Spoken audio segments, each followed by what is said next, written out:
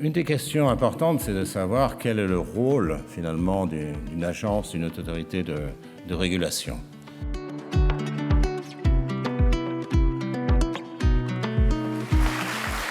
Une keynote qui nous permettra d'éclairer les échanges qui se dérouleront au cours des 4 tables rondes. Professeur, le micro est à vous. Très bien. Je serai bref sur l'introduction. Mesdames, Messieurs, bonjour. Je voudrais d'abord remercier l'ART et son président, Thierry Guimbaud, pour l'invitation. Je suis très heureux d'être ici aujourd'hui parmi vous. Je dois dire que, plus généralement, nous obtenons à Toulouse School of Economics un soutien pour faire de la recherche, de l'ART, mais aussi d'autres partenaires, le SNCF Réseau, Getlink, EONA X. Et c'est très important pour nous, puisque c'est la façon dont nous pouvons effectivement engager de la recherche sur les transports, de faire de la recherche fondamentale, d'écrire des rapports et aussi d'organiser des conférences. Et à ce sujet, je voudrais faire un peu de publicité. En 2026, début juillet, la Toulouse School of Economics organise le Congrès mondial de la recherche sur l'économie des transports et qui a lieu tous les 3 ans. Et cette année prochaine, ça ne sera ni à Londres, ni à Bombay, ni à Shanghai, ça sera à Toulouse. Et donc, nous vous attendons à Toulouse à ce moment-là. En tout cas, un grand merci à tous ceux qui nous aident. C'est l'ADN de TSE de faire de la recherche fondamentale, mais aussi utile à la société en, justement, liant des partenariats avec le public et le privé qui nous aident à comprendre mieux les sujets, mais aussi à financer ces recherches. Voilà, je vais commencer donc par un exposé. Je regarde les slides. Je vais parler d'abord un petit peu du passé pour essayer de comprendre pourquoi nous en sommes où nous en sommes. Et ensuite, j'essaierai de réfléchir un petit peu à l'avenir.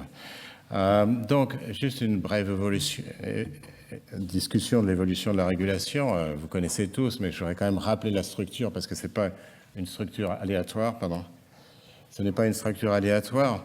Dans les années 80, quand nous faisions des recherches sur la régulation, à peu près partout dans le monde, il y avait un certain mécontentement vis-à-vis de la qualité des services et aussi les prix, le coût élevé des services publics, des entreprises de réseau, des monopoles de réseau.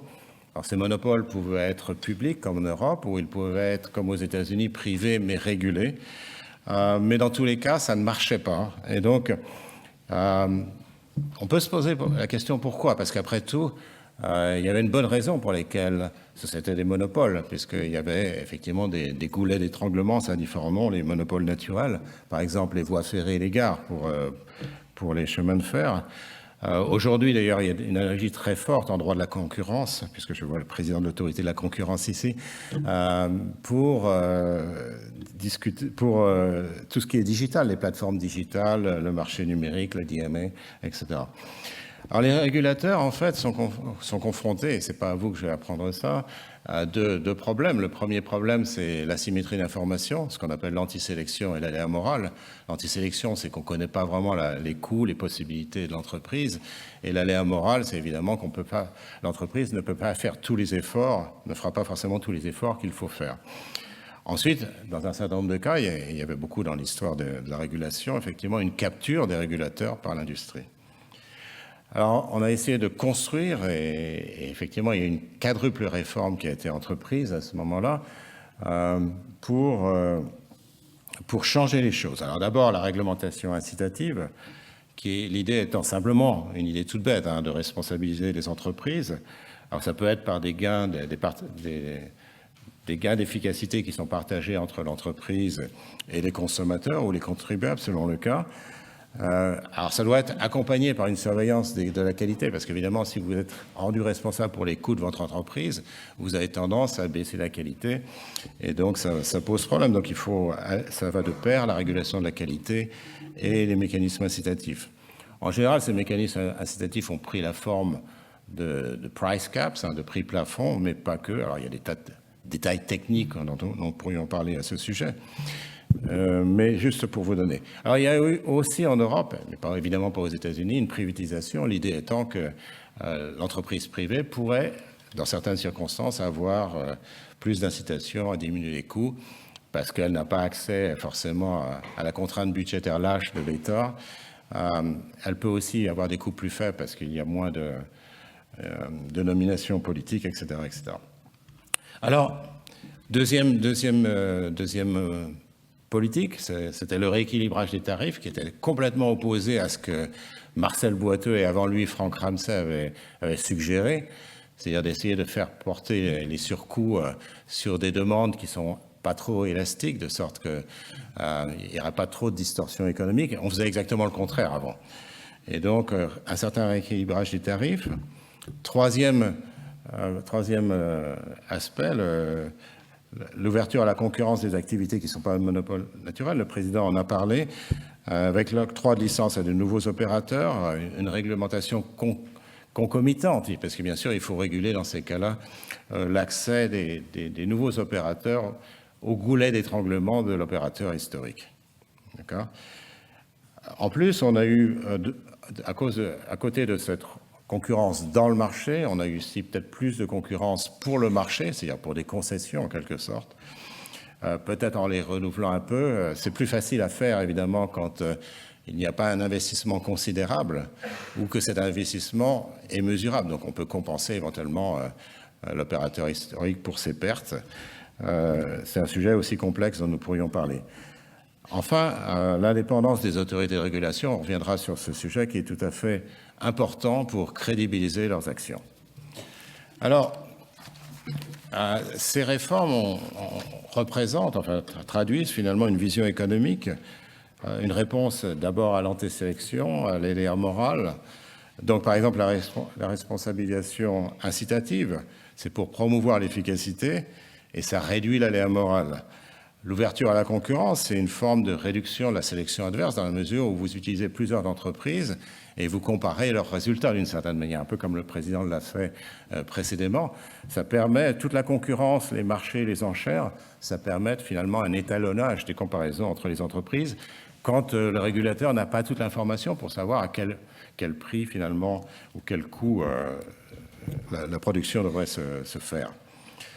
Bon, le rééquilibrage des tarifs, on l'a fait essentiellement par des price caps de nouveau. Il y a un double rôle des price caps puisqu'on a finalement autorisé l'entreprise à rééquilibrer ses tarifs et une entreprise privée a intérêt aussi à faire des tarifs un peu à la Ramsey Boiteux en faisant porter un peu plus sur les demandes inélastiques le remboursement du coût fixe. Donc ça, c'est important. Alors évidemment, c'est le niveau des prix qui souvent est trop élevé quand on a un monopole. Mais la structure des prix n'est pas très différente d'une structure que voudrait un régulateur. Sur la régulation et la capture, on a insisté sur l'indépendance des autorités de régulation. Alors ça, c'était un long combat qui n'est pas terminé, j'insiste. On en reparlera. Alors, de plus en plus, on voit que le processus décisionnel public repose sur des autorités indépendantes. Ce n'est pas que la justice, ce n'est pas que la BCE, mais aussi beaucoup d'autorités de régulation, comme un certain nombre de personnes dans la salle le savent très bien. Mais aussi, ce qu'on sait un peu moins, c'est que la politique industrielle, dans les pays où ça marche, repose souvent sur des agences plus ou moins indépendantes où les scientifiques font les choix. C'est le cas du Conseil européen de la recherche, qui est malheureusement une exception en Europe. Je rappelle le rapport Draghi à ce sujet. Mais c'est vrai aussi de DARPA aux États-Unis, BARDA, la NIH, enfin, avant que Trump la démantèle, mais voilà, la NIH, c'est 48 milliards de crédits pour la recherche en médicaments, la NSF, etc. Alors, il y avait une bonne raison pour laquelle on voulait l'indépendance des agences. C'est une réaction au dérapage des décisions réglementaires au profit d'objectifs électoraux. Donc, dans le cas de la BCE ou de la Fed, c'était la relance monétaire avant l'élection. Ça a été la dérégulation et la crise des subprimes, puisque la bulle immobilière et effectivement cette construction effrénée était populaire, les gens aimaient bien, et du coup les politiques s'en sont emparés et ont toléré dans beaucoup de pays une bulle immobilière et une crise des subprimes. La non-application du droit de la concurrence, c'est un autre exemple. L'expropriation de l'investissement par des prix bas est une autre possibilité. D'ailleurs, à ce sujet, je voudrais préciser qu'aux États-Unis, quand on avait une régulation, ça date du début du XXe siècle, il se posait la question que les entreprises de télécom, de ferroviaire, etc., étaient des entreprises privées. Donc, il y a une tentation très forte d'exproprier leurs investissements une fois qu'ils sont faits. Mais là, il y avait la Cour suprême et les cours de justice plus généralement qui mettaient le holà, qui disent « mais attention, vous devez être honnête, c'est fair avec l'entreprise ». Alors aujourd'hui, tout ça, je pensais que c'était complètement acquis. Je me suis trompé, bien sûr. Et aujourd'hui, il y a un contre-coup. Alors, on a le débat sur la gouvernance de la politique industrielle en Europe, où on ne veut pas adopter des structures genre Conseil européen de la recherche, mais on veut insister sur le fait que le public fait, et j'ai fait un rapport là-dessus, vous pouvez le lire, il y a le rapport Draghi après ce rapport. Pourquoi c'est un problème? Et on refuse toujours de le faire, même un an après Draghi, on refuse toujours de le faire. Il y a les critiques des banques centrales indépendantes. Alors, je vous passe. Ça, c'est très commun, évidemment, chez les populistes, mais pas que chez les populistes, parfois. Le débat quant aux missions des autorités indépendantes, qui est le sujet suivant que je vais traiter, d'ailleurs, qui a fait l'objet d'une petite publication, dont j'avais parlé déjà à Bruxelles aux autorités de la concurrence. Alors, une des questions importantes, c'est de savoir quel est le rôle, finalement, d'une agence, d'une autorité de régulation. Donc, l'autorité de régulation, est-ce qu'elle doit s'occuper de la politique monétaire ou des transports ou des télécoms, etc. Ou ça doit faire plus. Donc, il y a un peu ce débat entre certains économistes, comme Sir John Vickers, qui dit, ouais, est-ce qu'on devrait vraiment penser uniquement à la défense de la concurrence quand on pense aux concentrations, par exemple, ou la fixation des normes, ou est-ce qu'on devrait avoir des objectifs plus généraux? Et les régulateurs ne devraient-ils pas aussi considérer l'environnement, les inégalités, la souveraineté européenne, la stabilité financière, la pluralité des médias, etc., etc. Alors je dois dire tout de suite, évidemment, que ces objectifs sont fondamentaux. Je dirais même certains d'entre eux sont tout à fait existentiels. Donc il n'y a pas photo sur le fait qu'il faille poursuivre ces objectifs. Mais la question, je pense, c'est comment. Donc aujourd'hui, il y a un gros débat en Europe et dans d'autres pays sur la question, aux États-Unis aussi ça existe, sur est-ce qu'on devrait finalement, est-ce que les autorités devraient s'emparer de toutes ces questions parce qu'il y a une défaillance des marchés, mais il y a aussi une défaillance de l'État. L'État qui ne fait pas grand-chose pour combattre le réchauffement climatique, etc., etc. Donc, double défaillance, marché et État, et évidemment, c'est assez tentant et c'est normal de dire, si on ne peut pas le faire, on va utiliser les agences indépendantes, on va aussi utiliser les individus et les entreprises pour essayer d'avoir ces objectifs qui sont tout à fait cruciaux. Alors, je voudrais dire qu'il y a 4 objections à l'élargissement du mandat, et je vais être clair là-dessus. Ce n'est pas du tout que, évidemment, je sois opposé à quelconque de ces objectifs. Au contraire, c'est la façon dont on obtient ces objectifs. Une critique absolument fondamentale de cette approche, finalement, à mission multiple de l'agence indépendante, c'est la capacité de cette agence à conduire les politiques publiques en la matière. D'abord, quand vous avez une entreprise qui vous dit « j'ai tant d'émissions de CO2 », il faut quand même aller vérifier. Donc, il faut avoir une équipe qui soit capable, techniquement, de vérifier les déclarations des entreprises. Il faut avoir les instruments adéquats aussi. Par exemple, dans le réchauffement climatique, est-ce que l'agence peut taxer le carbone? Est-ce qu'elle peut faire de l'innovation verte de rupture, qui, à mon avis, sont les 2 instruments qu'on ne veut pas utiliser, mais c'est les 2 instruments qui sont efficaces, les plus efficaces et les moins coûteux pour résoudre le problème du réchauffement climatique. D'accord? Est-ce que l'agence peut faire ça? Les inégalités, est-ce que l'agence peut utiliser la fiscalité pour résoudre les inégalités? La réponse, en général, c'est évidemment que c'est difficile. Ce sont d'autres agences, d'autres ministères, etc., qui sont en charge. Ensuite, il y a la question de la méthodologie. Donc, il me semble que l'agence, si on lui demande de résoudre tel ou tel problème, on doit aussi lui donner une méthodologie. Donc, quelque chose qui est très important pour évaluer n'importe quelle action climatique, c'est de savoir quel est le prix tutélaire du carbone. C'est la base.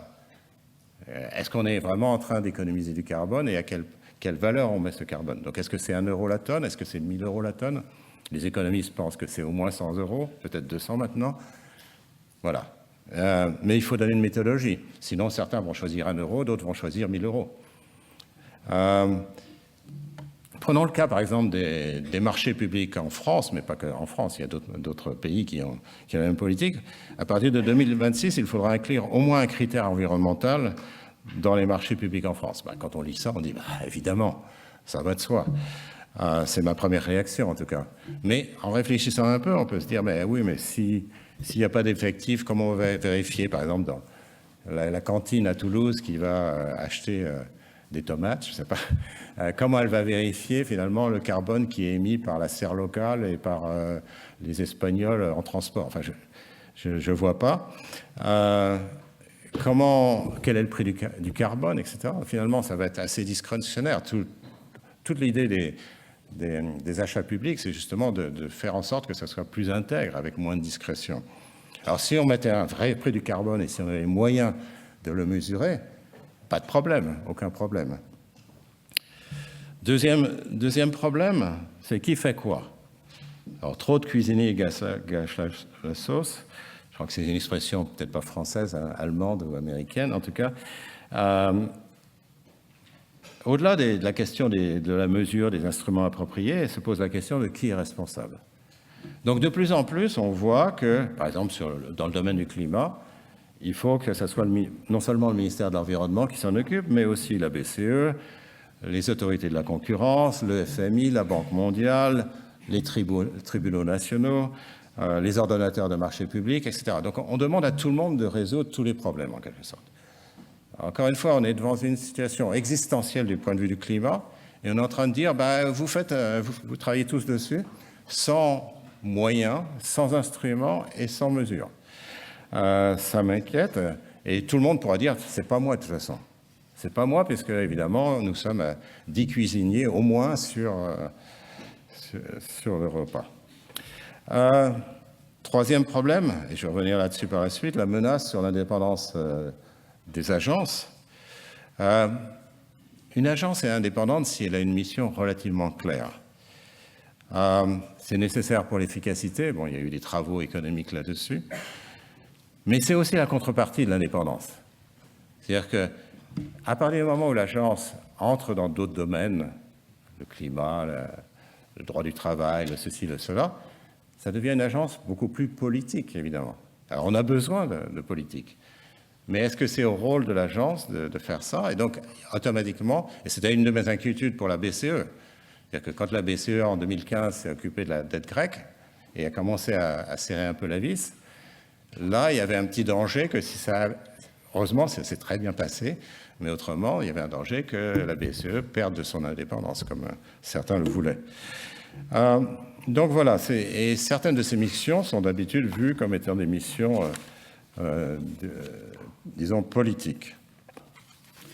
Voilà, je vais peut-être sauter cette slide et dire enfin qu'il est important que les politiques prennent leurs responsabilités. Alors je sais que ce n'est pas facile, c'est extrêmement difficile, je le sais. Il y a l'opinion publique, mais in fine, c'est les gouvernements qui sont responsables de sujets comme l'inégalité, comme le climat, l'éducation ou ce genre de choses. Et c'est un peu bizarre finalement quand le gouvernement refuse d'imposer un prix du carbone, refuse de faire de la R&D de rupture pour le climat. Je vous rappelle, juste une digression, que dans le rapport sur Horizon Europe, qui est finalement le financement de l'innovation en Europe, qui a un budget d'à peu près 11 milliards par an, c'est pas énorme, hein.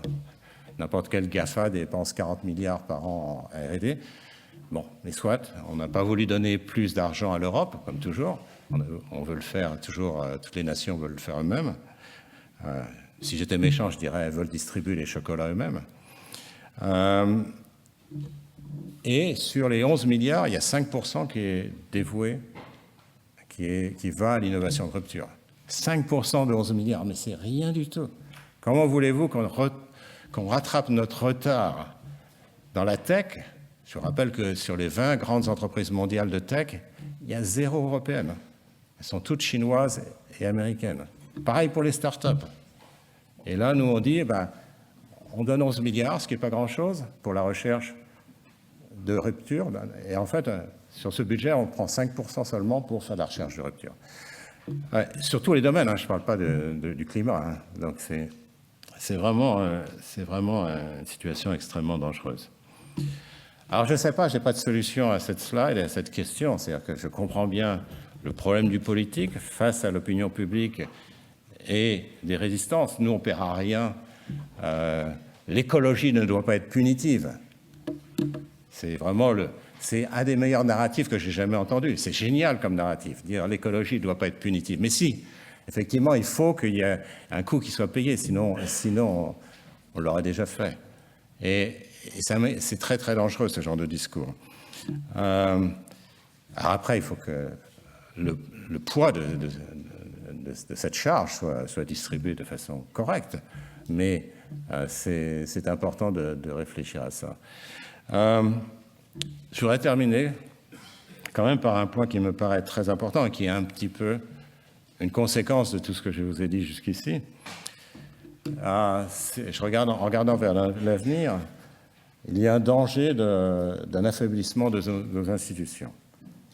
Alors, ce que j'ai raconté, c'est effectivement qu'on peut mettre en danger nos institutions par méconnaissance des principes organisationnels.